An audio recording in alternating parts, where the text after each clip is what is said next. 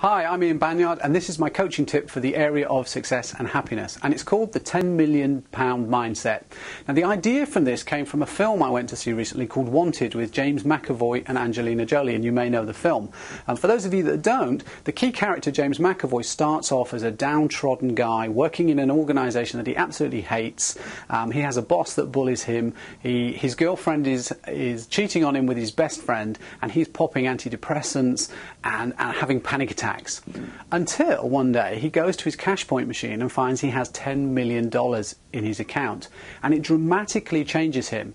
He's no longer worried about what other people think of him. Those people in his life that controlled him no longer have any control over him. He's in control of his own life. He's in control of his own destiny. He takes personal responsibility for himself and puts a lot of those wrongs right. And that fascinated me, because I started to wonder, what would I do if I had £10 million in the bank? What would I say to people that currently I'm too fearful of saying? How would I be that at the moment I'm too fearful of being? How would it change my life in a positive way? What would it enable me to become? And I shared this with a friend of mine who also doesn't have £10 million in the bank. She won't mind me telling you.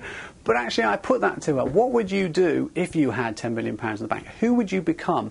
And her first response to me was, I don't need £10 million. I'm happy the way I am. There's more to life than money, and I accept that.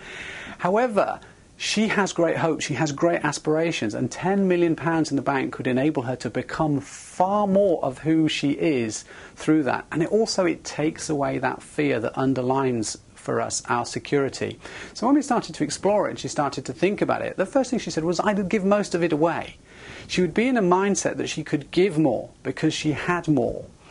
And actually what it would also enable her to do is take some risks, take some leaps of faith, try some things, say some things, be some things that normally in her existence she's fearful of becoming.